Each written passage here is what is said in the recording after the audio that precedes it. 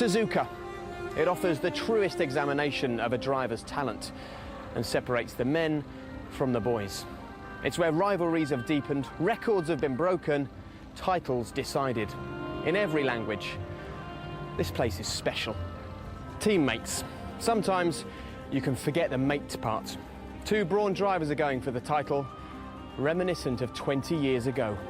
This is the opportunity that Senna's looking for, and he's going through. Oh my goodness, this is what we were fearing might happen. Two drivers. One's had his fair share of being number two, the other his fair share of critics. They're both ready for revenge over their detractors. Revenge was once on Senna's mind too, when he was sitting right here.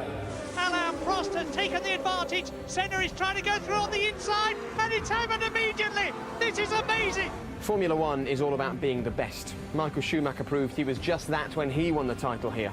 And the man who masterminded that triumph is after some more Suzuka celebrations. A dominant start to the year, a stutter and a stumble as the title became a reality. Ring any bells? And David Hill wins the Japanese Grand Prix, and I've got to stop because I've got a lump in my throat. Jenson Button will be well aware of what's gone on before him as he goes searching for the biggest prize of all. Good morning. Congratulations for not sleeping through your alarm. Very impressive indeed, and welcome to Japan.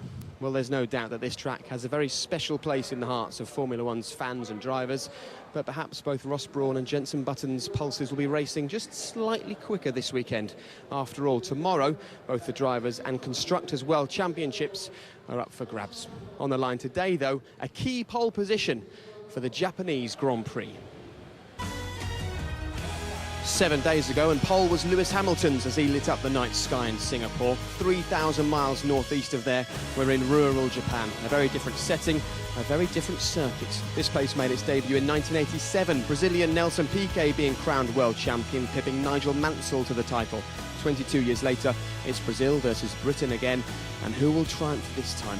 We're now getting very close indeed to the answer as the final 3 races of the year approach. In just a month, this season will be consigned to the record books. It's Brazil next, followed by Formula One's first visit to the Abu Dhabi desert. So, here's the important part. Jenson Button currently holds a 15-point lead over Rubens Barrichello. If he increases that to 20 points tomorrow, he wins the title. Rubens will be looking to eat away at that lead as he's successfully done all season, but time is now running out. Sebastian Vettel can mathematically still do it, but needs a strong podium finish and for Jenson to not score any points. In the Constructors' battle, it's looking much more clear-cut. The lead Brawn enjoys considerable. Red Bull must close the gap by more than 6 points to stay in the hunt, whilst Ferrari and McLaren have a battle for pride. Third place would mean an awful lot to the both of them. And both David Coulthard and Eddie Jordan know just what it's like to be fighting for the Formula One world title as the season progresses. But David, this is a very new experience indeed for Jenson Button. The first time he ever comes to a race weekend with the Drivers' world title up for grabs. How does he go about approaching something totally unique? Well, I think he'll be looking at this just like any other Grand Prix. He knows that he's led the championship all year. Of course, he can go away from this weekend as a world champion. So I guess they'll have, they have got a party planned for Sunday night in Tokyo, win or lose. But I think he'll just go out and drive. You know, he's driven so well this year that what else can he do? David's already thinking about the party, Eddie, but you've had a number of rookie drivers in your time. You know all about driver psychology. Is it possible, as David says, for Jenson to treat this just like any other race weekend? Well, I believe he's been tentative for the last couple of races, and that's paid off in many respects because he's finishing the races, and I think he's going to try and see if he can get the job done here. If he doesn't, I don't think it's a big drama. He's now in control, I think. And there are 2 titles up for grabs, of course, Drivers and Constructors, regardless of whoever wins what this weekend. This is a very special track indeed to be crowning champions, isn't it? It's an apt place to do it, really. Well, every driver, they're exhilarated. They come here, they want to be here, they're part of this action. This is an unbelievable track. Probably the most demanding track. Spa and here, they're the 2 tracks that the drivers like most, I think. Yeah, this is a really awesome circuit. I think Lewis Hamilton was saying that as he was driving down the pit lane yesterday. It's his first time on this track, but really a great challenge and physically very demanding as well, especially that first sector. OK, well, with an awful lot of things up in the air at the moment, from where drivers are going to be driving next year to who the new teams are joining Formula One, to, of course, who's going to win the Constructors and Drivers' World Championship. I'm sure you can imagine there's an awful lot of chatter going on in the paddock at the moment. The best man to round all of that up is Ted Kravitz, and quite simply, there was only one headline. Formula One's worst-kept secret is finally out. Fernando Alonso will drive for Ferrari for the next 3 years. The deal was originally for 2011 onwards, but Renault's recent admission of the race-fixing scandal allowed Fernando to move 1 year early. It's a dream come true for me, as any other driver. I think in life you want to be in a Ferrari car one day, and I'm very lucky that soon I will be in that car. So has been fantastic time at Renault, and now I'm looking forward for the next challenge. As well as his speed, Ferrari wanted Alonso for his team leadership qualities, something they feel they've missed since Michael Schumacher retired. But since Fernando's last experience of a fast teammate didn't turn out too well, how will it work with Felipe Massa?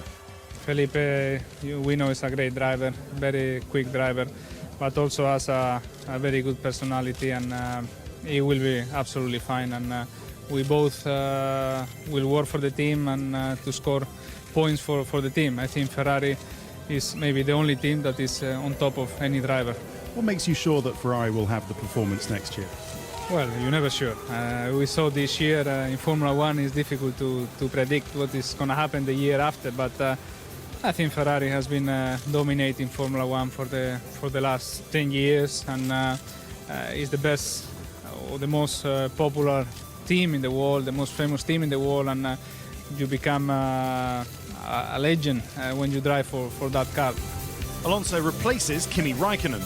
The Finn had a Ferrari contract for 2010, but that was settled last week. I'm not bad feelings. I achieved something what I wanted, and now it's time to do something else. Bit sad? I mean, sad. It's not like maybe people are writing that I'm crying. I mean, there was always different options, and in the end we decided to all together to make this option. So it's not the first time, and it's not the end of the road. Why do you think ultimately Ferrari fell out of love with Kimi? No, first of all, as I said, I don't want to speak about him in this way because it's not correct.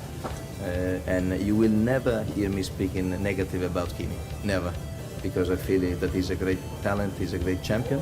And then, of course, you have to make decisions for the future, and you have to consider a lot of things. But, you know, Kimi is fantastic. Meantime, second practice was a washout here yesterday.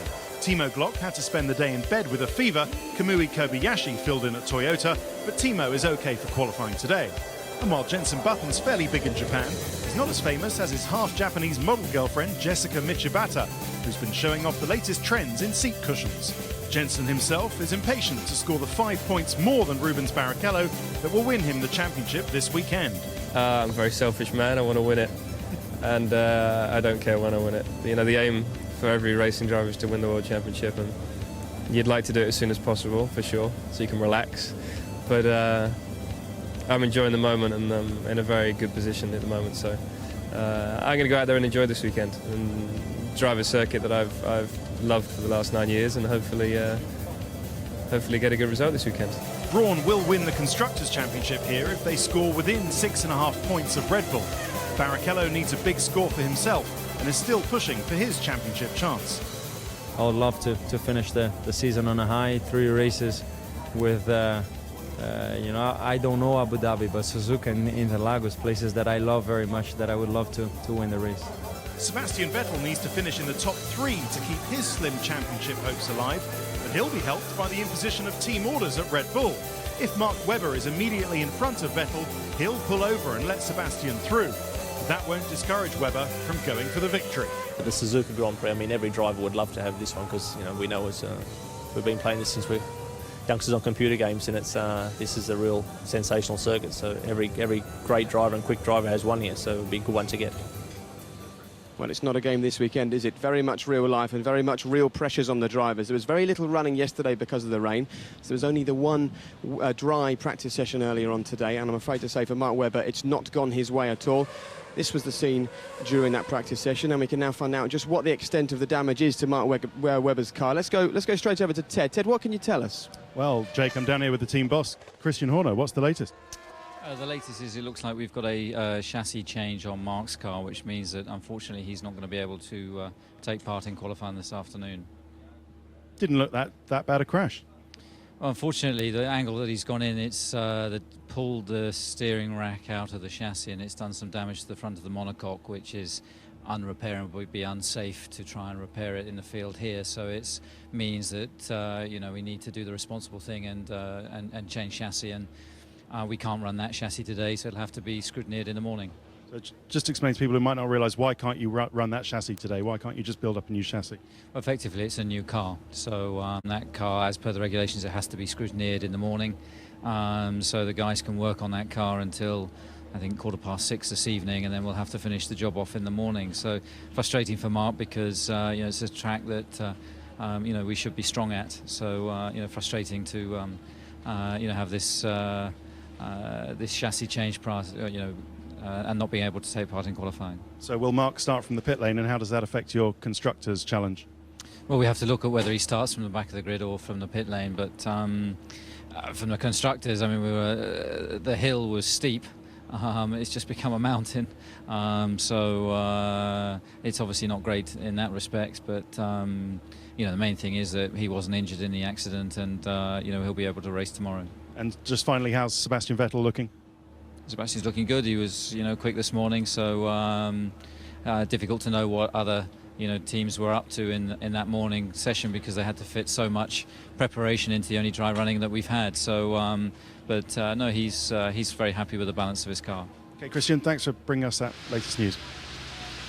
Well, Christian Horner says frustrating. It could be an awful lot more than just frustrating if indeed this does have a very big say in where the Constructors' title ends up. David, you've driven here, you've been successful here. How easy is it to make a mistake at the second decader? One of the difficulties of the track there is that you've just come out through Dunlop, which makes the corner blind on approach, and there's a bit of a bump, and it's the old surface, so the Mark was on his outlap, tyre pressure's a bit low, and he's actually lost load on the front axle when he's hit the brakes, straddled the curb on the exit of the corner, and then he's been sucked into the barrier. So yes, it is easy. I did actually go off there in qualifying in '96, so I can sympathise with him. Well, of course, Mark's championship challenge ended just recently. He's no longer in the fight for the constructors or for the drivers' title, should I say. However, Jenson Button, Sebastian Vettel and Rubens Barrichello, they all still are. There are various permutations surrounding that. We're going to run through a few of those on the screen right now for you. That's quite complicated, but Eddie, the constructors' battle is very simple indeed. Red Bull, they needed to score more than 6 points over Brawn here this weekend. Christian Horner says that the hill is now very steep to climb. It's turned into a mountain. Is it now impossible, do you think, for Red Bull to win that constructors' title? I think it was highly unlikely coming here, and after what we've just seen in the qualifying or in the pre-qualifying lap with the problems Webber, this is not going to happen. We can almost congratulate Brawn on winning their first title in terms of the Constructors' Championship. It's a massive result for them, and very disappointing, of course, for Red Bull.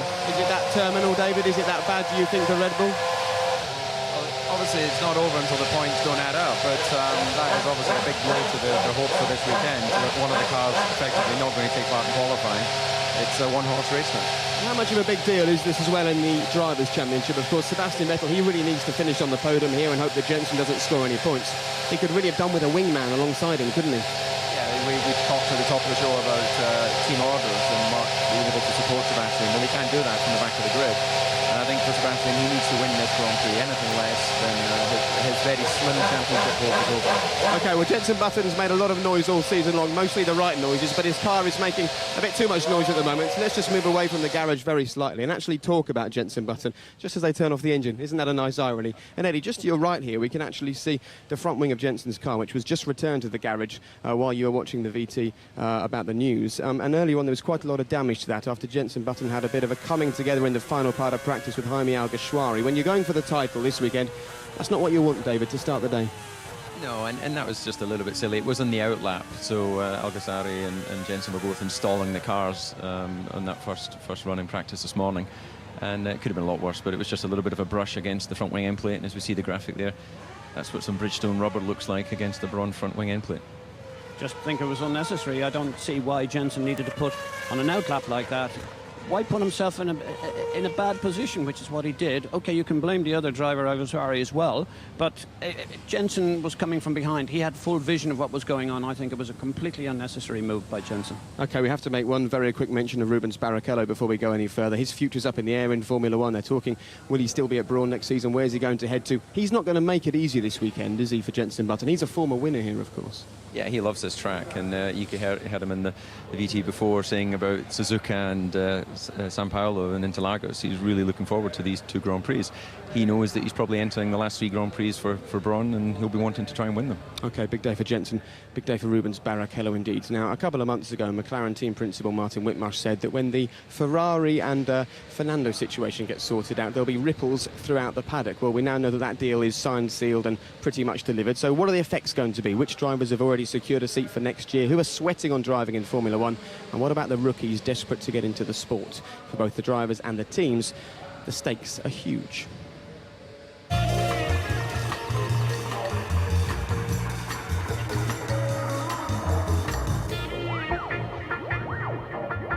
Not often I can say this with you two, but I'm holding all the cards with the top end of the driver market. McLaren, Ferrari, Renault. Hamilton, Kovalainen. Massa, Raikkonen. And Alonso, Grosjean. We know that this man here, Fernando Alonso, is going there. So, Martin, what happens to Kimi Raikkonen? McLaren are very interested. We're not sure Mercedes-Benz wants him there. I don't think the Hamilton clan want him in the team either necessarily. Toyota have declared an interest in him. He could go to Renault as well. I think he'll end up at McLaren. He could actually opt out for a year. He could very easily go rallying. He's already shown that he wants to do that. And of all of the drivers that I know, he is so single-minded that he could go off and do anything. He's also under contract. He's been paid for next year by Ferrari, so he could be in some way linked into the Ferrari system. Robert Kubica going to Renault to replace Alonso. Makes sense? It does, except Toyota have declared an interest. Renault on their back foot a little bit at the moment. I think it's Kubica's choice, really. He's got some options. Take it from me, Tuesday, it'll be announced he's there. So what happens to this man, Romain Grosjean? Staying? I don't think he's quick enough. He hasn't done enough for me. Take him away, take him out. He's not going to be there. It's an irony, isn't it? The whole Crashgate scandal was because they replaced Piquet with this boy, and he hasn't been as good as Piquet. What about this man, Timo Glock? As far as I'm aware, this is the prime Renault package. However, well, this man, Kubica, he is so sweet on having Kovalainen. He thinks he's underperformed through a lot of pressure at McLaren, and that would be the choice of Kubica. Depends on how strong he is within the team. And if he's decided to go there on Tuesday, perhaps it'll follow on that Kovalainen will go. What happens if Felipe Massa is not well, not fit enough to come back? What about that man, Michael Schumacher, as a possible contender? Wow. Well, Massa's head injury is much less severe, as I understand it, than Mika Hakkinen, and he came back and won 2 World Championships. I don't think Massa will have an issue. I don't think Michael is up for the grind of being a full-time Formula One driver anymore. I think he fancied stepping in for fun. Fisichella's there as the reserve. Next up, Brawn, Williams, Button and Barrichello, Rosberg and Nakajima. Word is Rubens Barrichello and Nico Rosberg doing a swap. I think that's possible. Nico Rosberg's contract is owned, I think, more by Mercedes-Benz than a team at the moment, so they may have a choice in where he goes, whether it's McLaren or Brawn. They supply engines there. What an irony it would be if Barrichello, as a championship contender, gets booted out of his seat.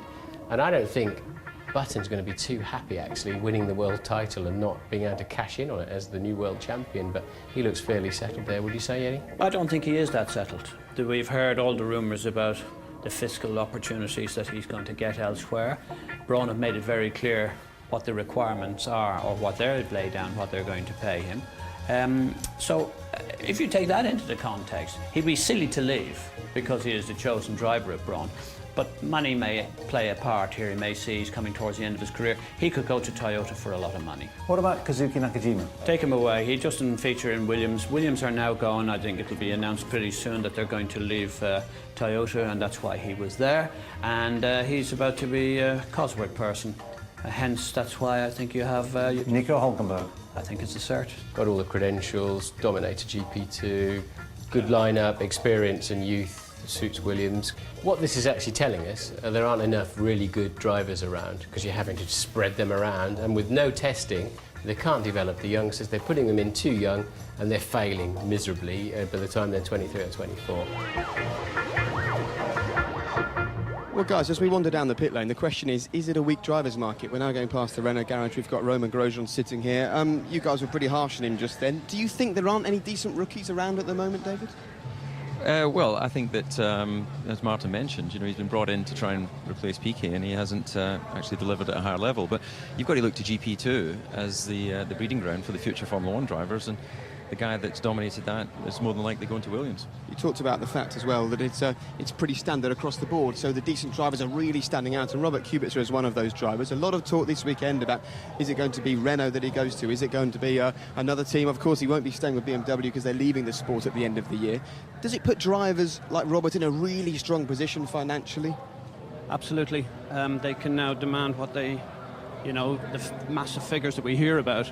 And he's also even more so, because I've made on the little clip, I think that it'll be announced on Tuesday. That's my little bit of inside track. And I think he's now strong enough that he could actually ask them to get Kovalainen to come along with him. And that's, I think, how strong he's held in that team. We spoke to Martin Whitmarsh about Heikki Kovalainen's future. He gave us a sort of knowing smile, I suppose we could say, when we were on the forum in Singapore. There was a big chat about Kimi Raikkonen going back to McLaren. You've raced there, David. Would that be a good move for Kimi? And how do you think a certain Lewis Hamilton would feel about having him as a teammate? Well, again, I think as Martin mentioned, I think he won't be comfortable having someone like Kimi there. He's probably very comfortable with Heikki because he knows he's got him under control. But I think he would rise to the challenge. He's got to have confidence in his ability, and he is the current world champion. We know also, Raikkonen, he doesn't matter who his teammate is because he doesn't really talk to them. He doesn't communicate with them. He's a one-man game, really, and he just looks after himself. And I think the Hamiltons would prefer not to have that in the system. And in terms of a driver's legacy, who you beat is so important on the way to being crowned world champion. And looking already at how next year is shaping up, the drivers are going to have to beat the best to become the best, aren't they? Yeah, that's indeed. Just smiling over as we walk down to Ferrari here. I think that if you look at Michael's career, he's 7 world championships, but he never really went up against anyone of a similar level. He had some great teammates and likes of Rubens, but it's the one thing that's missing. Well, talking of great teammates, Stefano Domenicali is here with a big smile on his face. You have 2 very strong teammates next year. People have talked about Ferrari needing a leader, and you've got a leader. Well, for sure, what we said is, I think that for sure we are looking ahead, and we thought that the couple that we have chosen is the right one for the team. That's, as always, the right decision will be considered at the end. This is for sure the approach that we have taken for that decision. It's a great position for you to be in, absolutely. There's been a lot of talk about how you managed to move this deal forwards by you. We all know that Kimi Raikkonen remained under contract. We know that Fernando Alonso wasn't due to come to you for a little while longer. What enabled you to move this whole thing forwards and sort it all out? I mean, what I can say is that, as we said, we had found an agreement with Fernando from 2011, and because of the situation that has happened the last weeks, we had the opportunity to anticipate that relation. So we said, okay, consider all the points that were possible to achieve. We said, okay, let's go for it. When you say points that are possible to achieve and things, do you think that the World Motorsport Council decision about Renault related to Singapore 12 months ago, was that a big part of enabling this to happen or not?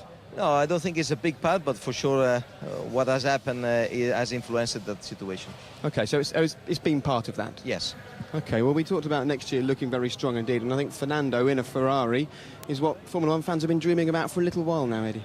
Well, they have been dreaming about it, and we've seen that the commercial knock-on from that, or before that, because it was precipitated by a certain bank coming to you as a sponsor, which actually makes me think, was that really going to happen in 2011? Because my gut feeling believes, or I have to believe, that Alonso was always going to come in 2010. But we respect what you say. We won't query it anymore, but that's my gut feeling. So I think it'll be a very big thing to you, because what Alonso brings is every race meeting, he's there or thereabouts. If they can deliver a car, he will be right in the shake for the World Championship. Do you see this as a match made in heaven, David? I do. I think that Fernando, and I've said this for some time, is one of the most consistent drivers in Formula One, even when he doesn't have a car that's capable of winning. So if he's managed that at Renault, then I can only imagine he'll thrive at Ferrari. And Stefano clearly has made a long-term decision, got him on a multi-year contract, so that team, along with Felipe, is going to be a strong unit for the next few years. The concerns that people have is that Fernando Alonso seems to be a driver that likes to have the team 100% behind him. He likes to be Mr. Number One. I think I'm right in saying that you've said next year the drivers will have equal standing within the team. How do you think Fernando will cope with that? I think that Fernando knows what are, let's say, the rules of our team. And basically, he accepts it with no problem. But if you know that you are strong, it's not a problem who is, let's say, close to you. I mean, that's part of the team. This is part of our job to make sure that the teams deliver the maximum job for both drivers. And then it's up to 10 to deliver what they're able to do with the team. And so I think that is really not a problem. It will be one of our strengths, believe me. You'll need a lot of strength, I think, Stefano. It could be a very big job indeed. No, that's, we need a good car. Believe it. And I think that the DC knows very well. If you have a good car, then it will be much easier, You can handle a lot of problems. We all know about the love that Ferrari have for Felipe Massa. We saw the outpouring of emotion after his accident earlier on this season. How has he taken the news that Fernando will be his teammate? I mean, I informed him because I thought it was correct, and he basically, it is more focused on the fact that he has to come back 100%. So he's welcoming him. He will meet him, I think, in Brazil. Because for sure Felipe will be there in the paddock, but now he's 100% focused on his rehabilitation process, and thanks God he's going very, very well. I mean, he has just done a lot of days in karting. He will come back in Europe, next Monday to be on the simulator, and. How special was it to see Felipe climbing back into a car, even if it wasn't a Formula One car and just a kart, Stefano?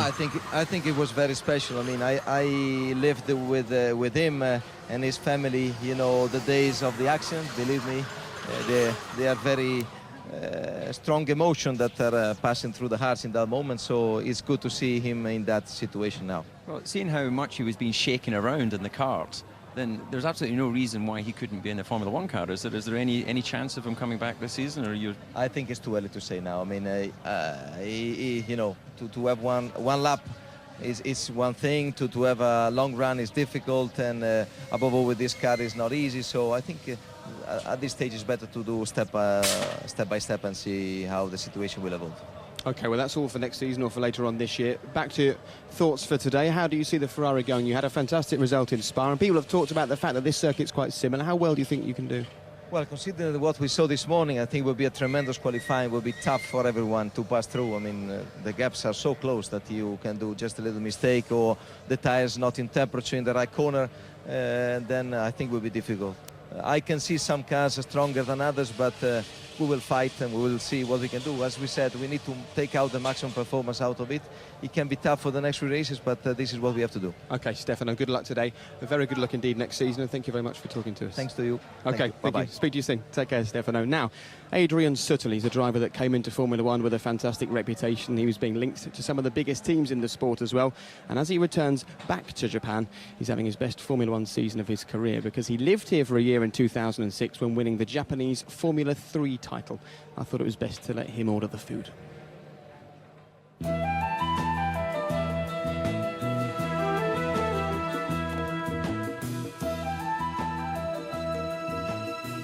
Why does a young European racing driver who wants to get into Formula One, why do they come to Japan? Why here? For me, there was no real good opportunity to go into GP2. The teams were all full, and I couldn't go into a winning team.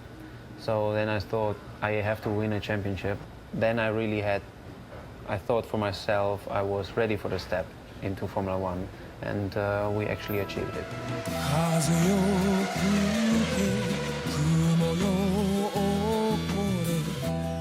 Of course, the fans add to it, and they're outside the window now. Perhaps you want to give them a quick wave, because there was a big old crowd when we turned up for dinner. They keep on wandering past and giving you a smile. Thank you very much. I went into Formula One just really happy to get a cockpit somewhere, and there was my opportunity.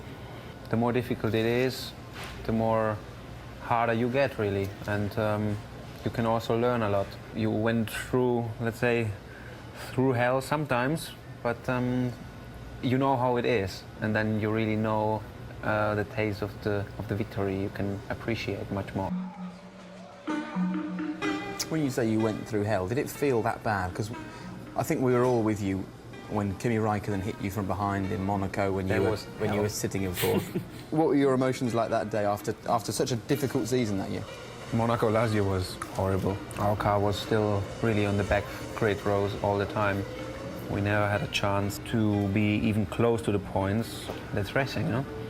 You know, on a couple of occasions this season, you've had almost identical incidents. You spun off in the rain in China, and then good old Kimi Raikkonen got to know you once again. Yeah, I met him quite a few times. Yeah, really. he's a good friend of yours on the circuit. On the circuit, yeah. Is Kimi entitled to really sort of barge around the outside like that? What is blowfish? Well, that's not the poisonous fish, is it? Well, I always eat that. Don't worry. Sutil, career best Formula One qualifying. Imagine where Sutil would have been without that error in the first Lesmo corner. What was Monza like for you? It was a great feeling, but still, in the race, I missed out the podium a little bit, and I was, damn. But no, for sure, the happiness was much more after 4 points. Oh, that is the hottest wasabi I've ever had. Ah, yeah, of course. Whoa. I forgot to tell him. Oh, that is... Doesn't help. It makes it worse.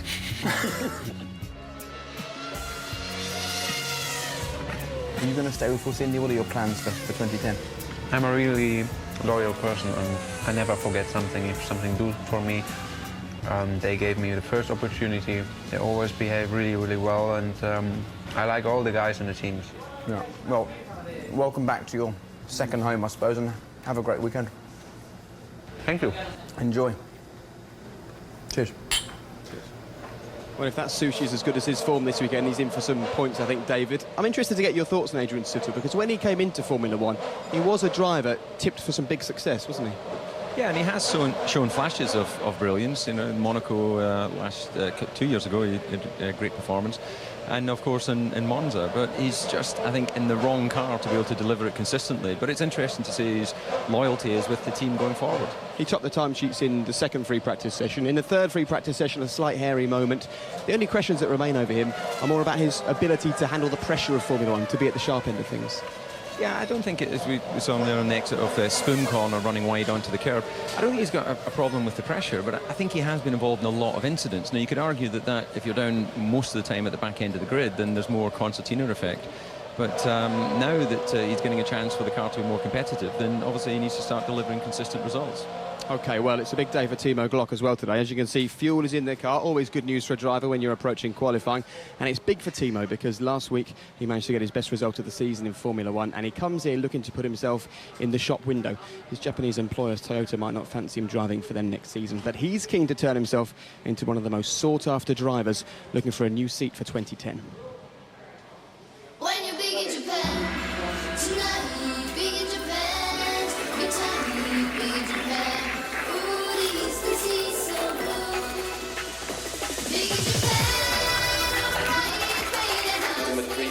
To win the race.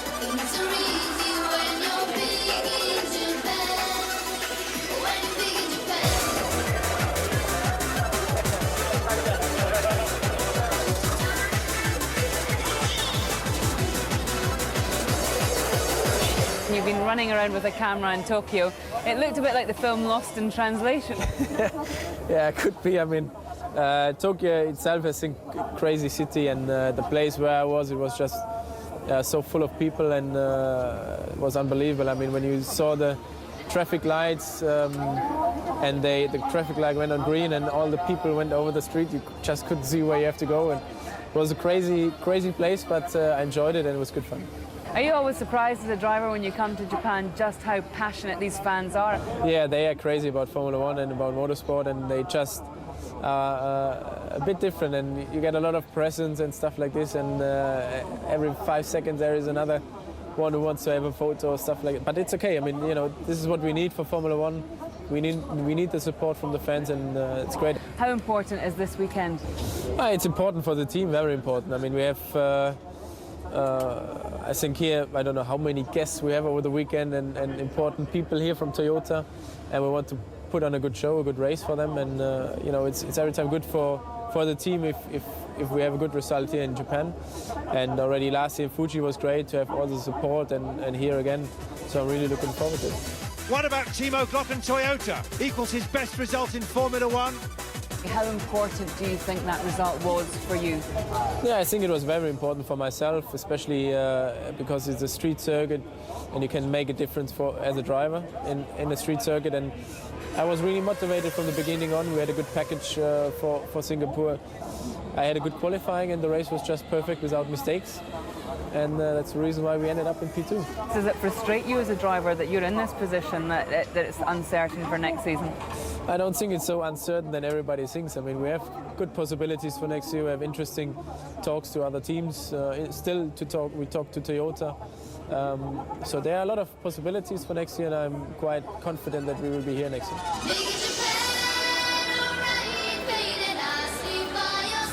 Thank you for coming with me to Tokyo, and see you latest in Suzuka.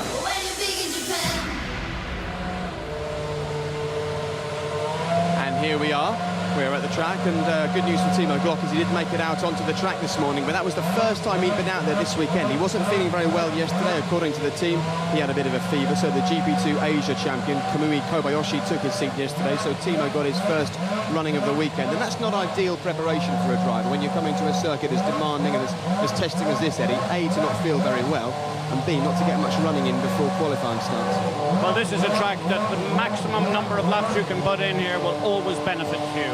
And he will be disappointed, but it's interesting to see how he will qualify here today, because we've already seen how quick truly is, and obviously Glock, on the back of his great result last weekend, he did a great marketing job for himself. You gave Glock his opportunity in Formula One. Does he slip into this category that you were talking about earlier as a sort of run-of-the-mill driver, and there's a lot of them about at the moment, or has he got a little something that could help him find a decent seat for next season? Well, bear in mind, when he first came to Formula One, he got points, yes, with us, at Jordan at the time, in his very first race. And that's a great indicator to me, somebody who has the commitment but also the confidence. And, you know, you have to be semi-aggressive in life, particularly life in Formula One, and he has all of those credentials. OK, well, drivers chasing seats seems slightly to be a theme of the weekend, doesn't it? But what about the actual seats themselves? Well, believe it or not, they're as personalised and important as a driver's helmet.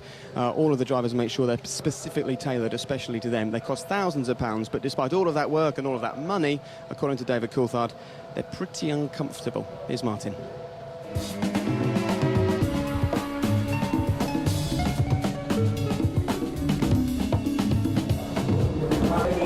This week's formula looks at the driver's seat area. A couple of strange regulations. He must be able to enter and exit the cockpit without opening a door or removing parts. In other words, it's an open cockpit. He must also be seated facing forward. Sounds obvious, doesn't it? But you don't want them laying the driver down, for example, and having him steering through mirrors for aerodynamic advantage. On a more practical note, once in the car and seat belted in, the drivers must be able to remove the steering wheel, evacuate the car within 5 seconds, and put the steering wheel back on within another 5 seconds. Also, while seat belted in the cars, the drivers must be able to take the steering wheel off and bring both knees past the bulkhead and the plane of the steering wheel. The seat itself is made out of carbon fibre. It's incredibly light and tailored to each of the drivers. Must also have these extra buckles, 4 of them, to lift the seat out in the case of an emergency, and also a slot here so they can put in a stabiliser to support the driver's head and neck. 3, 2, 1, go. The marshals often rehearse the procedure. Using the buckles, the driver's body is secured in his removable seat, and with a fully supported neck brace, he's lifted out of the car's survival cell and laid on a stretcher. Then the seat is removed from underneath his body. Clearly, this is a very effective part of post-accident driver care. A very important part of the weekend, of course. Now take a look at that. With less than 20 minutes to go to qualifying, it's starting to fill up in the grandstand, and 3 different flags, a Brazilian, a Japanese and a Finnish flag. These Japanese Formula One fans really are absolutely mad for the sport. This morning I was chatting to John Button, Jenson's dad. He said when he came into the track he couldn't believe it. Jenson and Jessica, his other half, they could hardly move when they left the hotel.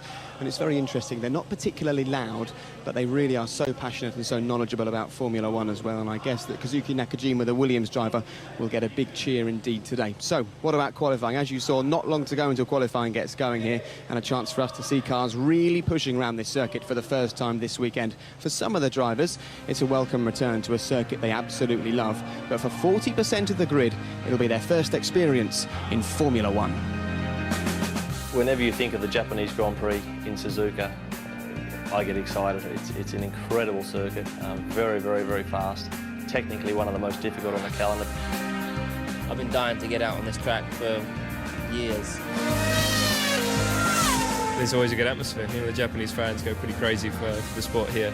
It's a very nice track with a lot of high-speed corners. It's very fluent. The best place to overtake is probably the first corner.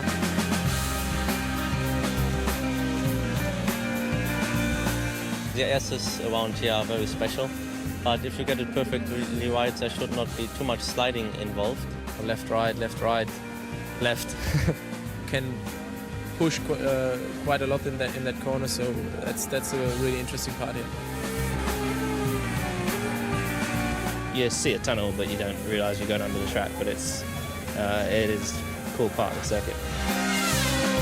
The slowest corner, it's probably a hairpin. You've got a very special corner, 130R, which should be easy flat, but it's still a buzz. This kind of feeling you have when you go through Eau Rouge is this thrilling feeling, the adrenaline is pumped up, and it's just a smile. Suzuka have everything from high speed to low speed. A lot of slow speed hairpins, chicanes. It's up and down. It's just a pleasure to drive. It's a circuit that every driver dreams about coming to, and racing a Formula One car around. And those dreams come true for 8 of the drivers on the grid today. 8 drivers, some of whom have driven here before in different formula, but never in Formula One. What kind of a shock are they in for when they really go full blast in qualifying, looking for those extra little moments during the lap to make it really special? Indeed, they'll take a breath as they enter turn 1, and they won't catch the breath again until they get to the hairpin. And getting through qualifying's obviously one big challenge. It's incredibly close out there. I've never seen such a close morning practice. There's 1.2 seconds from first until 20th place. So it's going to be tough, as Stefano Domenicali said, getting through each of the segments. It's not guaranteed for any of those guys. And if you take a look here, you can see a newly built grandstand. They spent a lot of money here, Eddie, really working very hard, and quite strangely, Bernie Eccleston said, well, you know, if Silverstone can do this, then maybe they should. This is what he wants Formula One to look like. Well, first of all, we talk about here, and I think what Suzuka has done, capitalised on a new contract, and they've made huge changes. I mean, the grandstands and, of course, the paddock facilities been fantastic. Look, I don't want to make comparison between Silverstone. I'm passionate about Silverstone. I want a Grand Prix in Britain, and I want it for longevity, and I don't care what the length of the contract is, but Silverstone can do this, but it does need investment, and maybe they do all sorts of different schemes, and I think Silverstone will do it because they now got the message that they have to. Yeah, the weather helps. It's not normally this nice, hot and sunny at Silverstone, is it? Well, that's right, but let's remember it was pouring down with rain here yesterday, and it was you couldn't even see the grandstand. So, you know, the weather does change a great deal here. But personally, I don't think it's the pits complex that makes a Grand Prix track. It's the circuit, and then the access for the fans is the most important thing. And what's strange about this circuit is because it's so renowned for being somewhere that's good fun to watch and great for some overtaking. You walk around, it's incredibly narrow, isn't it? Yeah, it's an old school track. It's been here for many years. It was actually originally designed for motorcycle racing rather than car racing. So that's another good point, actually, that the drivers will notice who've not been here before. They don't have the luxury of those super wide tracks that most of these new tracks are. OK, we're just taking a walk up to Red Bull, hoping to get hold of Mark Webber for a quick chat to him. If you've only just woken up, and I suppose in some ways I don't blame you, it's about 5:45 back home at the moment.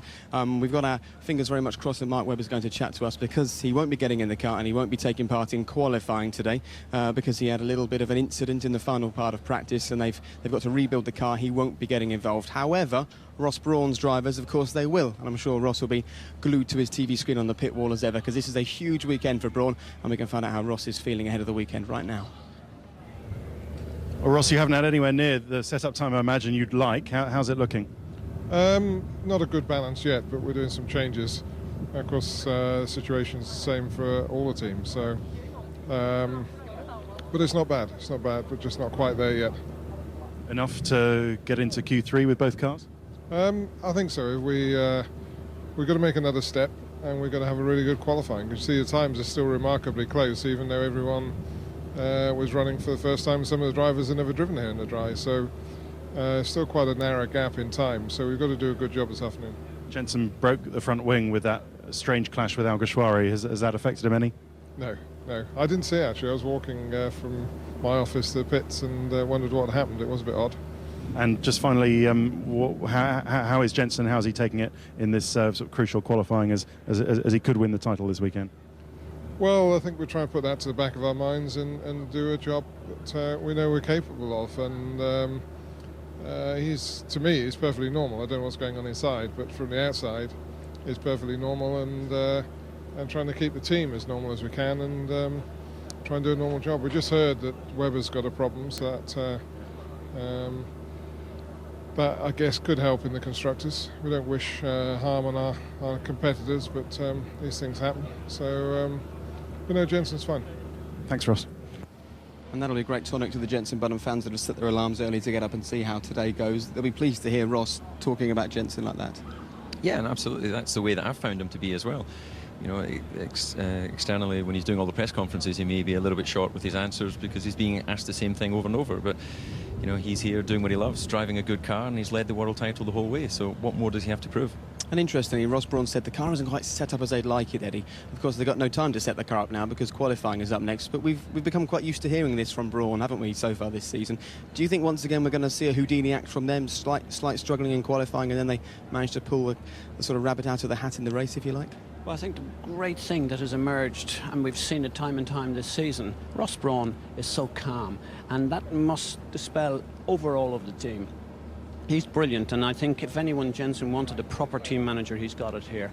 And I think the kamikaze you talk about in the qualifying, I have no doubt Brawn will be there, and I think this could be a really big weekend. I think Barrichello will be going for a big win here. And finally on Brawn, is there an issue with setting up this car? Everyone knows that Rubens Barrichello is legendary when it comes to getting a car ready to race, but they do seem to be struggling during the free practice sessions.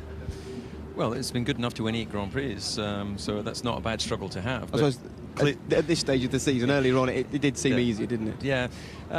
It seems to be that the tyres are a big issue for all the teams this year. And if you look at the variability, circuit to circuit, you know, we went to Singapore and expected, you know, certain cars to be at the front that weren't, and others performed well. So from what I've seen in morning practice, I think that Brawn will be going pretty well. And if they can get their single lap qualifying sorted, then there's no reason why they can't win this race. OK, right, we'll have to wait and see what happens there. What we do know, of course, is that both Red Bull and Brawn are going for the drivers and constructors titles at the moment. And Mark Webber, your drivers challenge may be over after Singapore last weekend, but certainly the team was still going for the constructors, and it's going to be tricky for them now with you not taking part in qualifying. Yeah, that's right. It was a long mountain to climb before we went into a normal qualifying, if you like. That you know, Brawn got a good buffer on us, but yeah, I went into Degner 1, turn 8, and we bottomed out pretty hard, and yeah, that sent me wide, and then yeah, got into the barrier, and it wasn't a big shunt at all, but it looks like it's damaged the chassis. So no T cars this day and no qualifying, which is a shame. How much is this going to affect you during the race? What is the sort of procedure from here on in? We all know about Parc Ferme and all those sorts of things. Does the chassis still go to Parc Ferme? Can the guys work on it now? What's the deal? No, we've got a different chassis being put together. So obviously this is where you see these mechanics, how awesome they are. Obviously they're doing a lot of work, unfortunately, which is a real pain, but they're going to have to do that. And we're not sure where we're starting, whether it's on the grid, the back, or in the pit lane. I mean, both of it's, as David knows, it's a long way from there, but we'll see if we can nick a point. We didn't actually see the beginning of the incident. Can you just talk us through what happened? You know, it's an unusual one. Obviously, you see it touched the ground on the way in, but that tells part of the story. Yeah, we'd been struggling all morning with massive understeer, so front tyre pressures were coming up quite a lot, and that was gaining us ride height. We decided in the last run to probably go down with the pressure even more to try and get more front grip into the car. And because the pressures were gaining ride height, I also thought we could have a bit of margin to go lower on the car. So we made that decision together. Turned out it wasn't the right one, because we arrived at the first part same speed as previous runs, but the car just bottomed heavily, and I was then pretty much lost control of the car. Mark, compounding the drama that you had in Singapore with the brake failure and then reversing it into the tar barrier, which incidentally was, I thought, a very good driving move, by saving yourself and stuff with your injury. Now, do you find this is going to knock your confidence a bit, or you have a bit of building up to do? Well, I've never been one that's throwing the car on the barriers that often, so it's for sure the one in the race at Singapore was nothing to do with me. That was obviously a failure from the brake side. This one as well, as long as you can look at reasons why it happened, that's still a positive thing. If you're crashing and burning and you don't know why, then obviously that's something that is going to get at you. But at the moment, I understand both times why I was in the wall. Now, how are you approaching this race weekend and the final 2 races of the season after this? I know when I came and hung out with you at your house for the day, you were well in the hunt then for the Drivers' Championship. This is the first race of the season where you're not getting in the car thinking, if I do the business, I'm in with a shout of the title. How different does that feel? It feels different, but in the end, I mean, you're still coming to each race doing your best. I think that I said to someone yesterday, probably the first time I drove a bit more conservatively or defensively was probably the first stint in Budapest when I was fighting with Lewis. But other than that, I've been trying to get the best result possible for each race. Clearly, you know, Sebastian and I at Spa, Valencia, has been a few races where it's been tough for us to get points. That's where the championship got away from us. And if I can get a trophy or 2 before the year's out, then so be it. You actually look at the amount of points that have slipped away through incident and accident. This is a world championship that could have been won easily by yourself and Sebastian.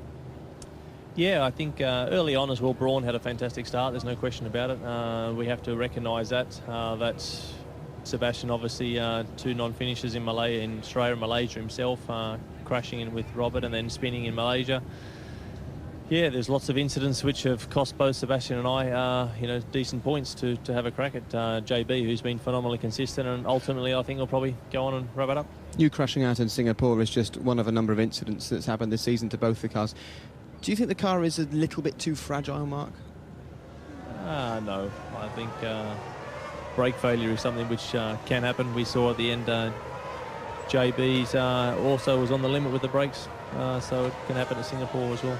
OK, we can see the action here from Singapore, but let's turn our attention now to this weekend. You spend a lot of time working with Sebastian. Does he still believe he can win the Drivers' World title? He's a long way behind, 25 points, 3 races to go. What's his mentality? I think it's normal that you guys keep talking it up because people want to watch this TV show, but in the end, it's probably down to 2 guys, I think, yeah. OK. David, you think it's down to 2 guys, 3 guys? Well, the points are still there to be played with, so but you've got to say the reliability and the consistency that the Brawn guys have shown, then more than likely it's going to be one of those 2, isn't it? OK, well, while you're here, let's all turn our attention towards qualifying for today. People talk about overtaking being great at this circuit, Eddie, but this is still an important place to be on pole or to be near the front, isn't it? Particularly if you're in the running for the title and you don't want to get caught up in the midfield. Well, no one needs to get caught up in the midfield anyway at any race, because that's where the problems start. And if you can qualify at the front, but I think there are too many sensible teams here to get caught up in the the pole position, because are they going to go for 3 stops? 3 stops is mad. This is a 2-stop race, and so I think people will not be doing silly things about putting qualifying fuel. So who knows what's going to happen here? It's very tight. And what does a driver do who should be qualifying? Does he go and sit on the pit wall? Does he offer advice to the team? What are your movements for the next hour? I was just saying, this is the first time ever that I haven't taken part in qualifying. Obviously, 8 years in Formula 1, so I didn't do a race with Stoddy once in Barcelona. I had rear wing failure in the warm-up, but yeah, it's a new experience for me, and one that I'm not probably going to enjoy that much, but yeah. New experience as well for Jenson Button. This might be a tricky question for you to answer. How hard is it for Jenson to come into this weekend just trying to keep us focused on the fact that he could be the world champion, but not letting that overawe him? Well, he's comfortable in his cockpit, comfortable in that environment, and that's what it's all about for him. He knows when the helmet's on, he knows what he needs to do, and he's driven superbly all year. He's got another qualifying session ahead of him this afternoon at a sensational car racing track that we all enjoy driving on, so he's going to go out there and do his job, and for sure he'll be in the top few. Hamilton and maybe Raikkonen with the Kerrs, you've got to also keep a bit of protection against them with fuel on the run to the first corner, so in terms of strategy, so yeah, and don't be surprised if a bit of a short Toyota here and there to get the Japanese in tomorrow. Well, that's almost everybody on the grid. You obviously think it's going to be an interesting qualifying session. All right, Mark, thank you very much. Hard lines today that you're not taking part, but of course there are 19 drivers who are, so we can now join them and Martin Brundle and Jonathan Ledyard for the first part of qualifying for the Japanese Grand Prix.